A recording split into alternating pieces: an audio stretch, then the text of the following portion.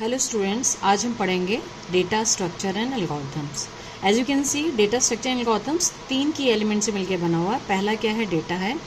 दूसरा क्या है हमारा एलिमेंट? दूसरा हमारा है स्ट्रक्चर है। And what is the third element? It is the algorithm.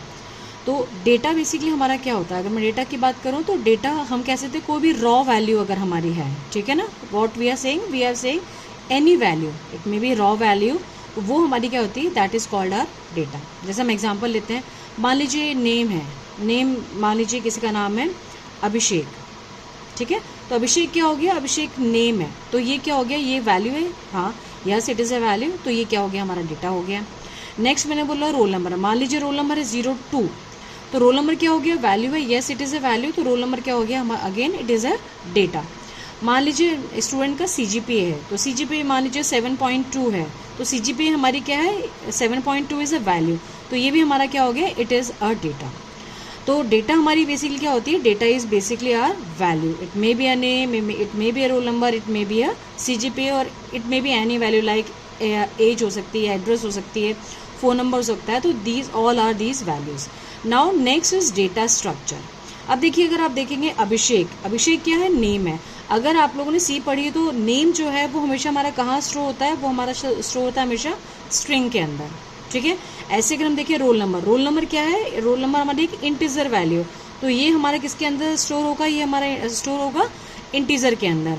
Same CGPA जो है वो 7.2 भी हो सकता है, मे बी पॉसिबल कि वो हमारा 9 हो, या पॉसिबल हो हमारा 10 हो, या 6.3 हो।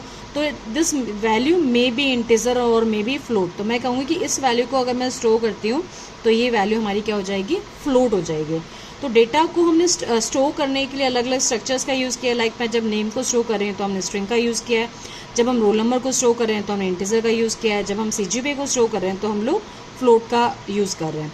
तो अगर बेसिकली मैं इसको डेफिनेशन की फॉर्मेट में बोलूँ तो डेफिनेशन के फॉर्मेट में क्या हो गया? डेटा स्ट्रक्चर क्या होता है? It is a organization of data. हम लोग क्या कर रहे हैं? डेटा को ऑर्गेनाइज कर रहे हैं with the help of what? With the help of logical और मैथमेटिकल मॉडल, ठीक है ना। ये हमारे लॉजिकल हो गए या मैथमेटिकल मॉडल हो गए, तो उसको हम लोग क्या कहते हैं? उसको हम कहते हैं डेटा स्ट्रक्चर, ठीक है। तो ये हो गया हमारा डेटा स्ट्रक्चर। और नेक्स्ट टर्म क्या है हमारा? नेक्स्ट टर्म है एल्गोरिथम, ठीक है। आप लोगों ने पढ़ा होगा C लैंग्वेज के अंदर एल्गोरिथम्स क्या होती हैं? We can simply say it is a set of steps to perform any specific task, ठीक है। अब वो टास्क क्या हो सकती है? जैसे हम लोग बात करें कि मान लीजिए मुझे 2 नंबर को स्वैप करना है। मान लीजिए एक मेरे पास नंबर है, ए के अंदर मेरा एक वेरिएबल है A, इसके अंदर 10 वैल्यू है, और एक वेरिएबल है मेरा B, इसके अंदर मेरी क्या है? 20 वैल्यू है। अब मुझे क्या करना है? इन नंबर्स को स्वैप करना है, या इनकी जो A के अंदर जो वैल्यू है आफ्टर स्वैपिंग वो क्या आ जाएगी? यहाँ पर 20 वैल्यू आ जाएगी, और B के अंदर जो वैल्यू है वो हमारी क्या आ जाएगी? 10 आ जाएगी। तो अब इसके लिए हम स्टेप्स की बात करें कि what will be the algorithm, तो हमने क्या बोला? It is a set of steps to perform any specific task. So what is specific task? We have to do the swapping. अब यहाँ पर अगर मुझे स्वैपिंग करनी है तो उसके लिए मुझे क्या करना पड़ेगा? मान लीजिए मैंने पहला स्टेप लिखा, हम लोग कहते हैं हमने मेन प्रोग्राम लिखा, तो we are saying we are writing the start and initialise किया। मैंने किस किस की वैल्यू को इनिशियलाइज कर रही हूँ? A की वैल्यू को इनिशियलाइज किया जो कि मेरी क्या है? 10 है, और मैंने इनिशियलाइज किया B की वैल्यू को। क्लियर? अब हम सेकेंड स्टेप की बात करते हैं, ठीक है। तो सेकेंड स्टेप में मैं क्या करा? मैंने एक टेम्परेरी वेरिएबल ले लिया। मान लीजिए टेम्परेरी वेरिएबल है, टेम्परेरी वेरिएबल के अंदर मैंने क्या करा? A की वैल्यू को पुट कर दिया। अगर मैं देखूँ टेम्प है, तो टेम्प के अंदर क्या वैल्यू आ गई? टेम्प के अंदर आ गई 10 वैल्यू, ठीक है ना। अब नेक्स्ट स्टेप क्या हो गया? क्योंकि अब मेरी A की वैल्यू टेम्प के अंदर चली गई, तो अगर मैं A के अंदर B की वैल्यू लिख देती हूँ तो हमारे पास A की वैल्यू कहाँ स्टोर होगी? टेम्प के अंदर स्टोर होगी। तो मैंने नेक्स्ट स्टेप में क्या लिखा? A equal to B। तो A के अंदर पहले वैल्यू क्या थी? 10, अब वैल्यू क्या आ जाएगी? 20।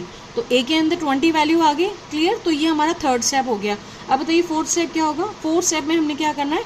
अब हमें B के अंदर किसकी वैल्यू को लेना है? टेम्प की वैल्यू को। तो हमने लिखा B इक्वल टू टेम्प, ठीक है।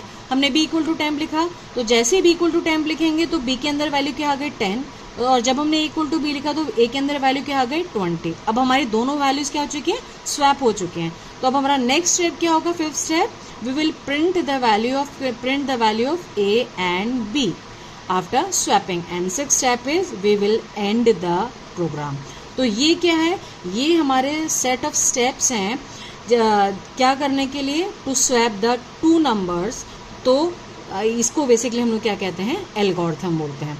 तो डेटा स्ट्रक्चर एंड एल्गोरिथम्स में हम लोग क्या करेंगे, डेटा स्ट्रक्चर्स जो होते हैं वो हमारे अलग अलग तरह के होते हैं, उनको परफॉर्म करने के लिए हम लोग क्या क्या एल्गोरिथम्स का यूज़ कर सकते हैं। तो बेसिकली वो हम पढ़ेंगे डेटा स्ट्रक्चर एंड एल्गोरिथम्स में।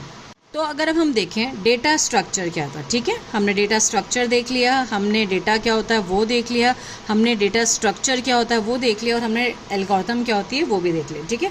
अब मैं अगर सिंपली डेटा स्ट्रक्चर की बात करूँ तो डेटा स्ट्रक्चर को हम 2 टाइप में डिवाइड करते हैं। किसमें, 2 टाइप में, ठीक है ना। पहला जो टाइप होता है वो हमारा होता है प्रिमिटिव। प्रिमिटिव की अगर मैं बात करूँ, ये प्रिमिटिव का वो मतलब होता है we can store only one value. Primitive means we can only store one value, ठीक है। तो दूसरा टाइप जो होता है वो हमारा होता है नॉन प्रिमिटिव। नॉन प्रिमिटिव, तो नॉन प्रिमिटिव मतलब हमारा क्या होगा, जहाँ पे हम मोर देन 1 वैल्यू स्टोर कर सकें, जो कि हमारी होमोजीनियस भी हो सकती है और हेट्रोजीनियस भी हो सकती है, ठीक है ना। होमोजीनियस मीन्स जिसमें सेम वैल्यूज हमारी स्टोर होती है, लाइक सारे इंटीजर वैल्यूज को हमने एक साथ में सेट कर लिया तो हमारी होमोजीनियस होगी। हेट्रोजीनियस में मान लीजिए मैंने फ्लोट, इंटीजर या हमने डिफरेंट वैल्यूज को अगर हमने स्टोर किया है तो वो हमारी क्या हो जाती है, हेट्रोजीनियस वैल्यू हमारी हो जाएंगी, ठीक है ना। तो अब हम अगर हम इसको आगे ना हम कैटेगराइज करें तो प्रिमिटिव में आपने पढ़ा होगा 1 वैल्यू के लिए हम लोग कौन कौन से टर्म यूज़ करते हैं, वी यूज़ इंटीजर, ठीक है ना, we use character, we use float, we use pointer. तो ये क्या होते हैं, ये सारे के सारे हमारे होते हैं, these are known as our primitive data structures. Non primitive data structures को अगर मैं बात करूँ तो again we categorise it into 2 types. कौन कौन से होते हैं, 2 टाइप होते हैं। पहला हमारा होता है लीनियर, जिसको आप कई बुक्स में पढ़ेंगे, it is also known as sequential way, और मैं लेके चलूँगी सिक्वेंशियल का मतलब सबको पता है। दूसरा हमारा होता है नॉन लीनियर। क्या होता है हमारा दूसरा, हमारा होता है नॉन लीनियर, और इसको याद करने के लिए आप एक और टर्म का यूज़ कर सकते हैं, and what is that term, arranged in random manner. हमारा वो केस में है रैंडम मैनर में आपका क्या है, अरेंज्ड है। अब अगर मैं लीनियर की बात करूं तो डेटा स्ट्रक्चर में लीनियर के हमारे 4 टाइप होते हैं, जिसमें से एक टाइप आप लोग पढ़ चुके हैं, दैट इज अरे, ठीक है ना। मुझे क्या करना है, मुझे 10 स्टूडेंट्स का रोल नंबर सेव करना है, तो मैं एक इंटीजर टाइप का एरे बनाऊंगी और 10 उसकी साइज होगी, और उसके अंदर हमारे सारे रोल नंबर क्या हो जाएंगे, हमारे स्टोर हो जाएंगे। दूसरा जो हमारा होता है that is known as stack, ठीक है।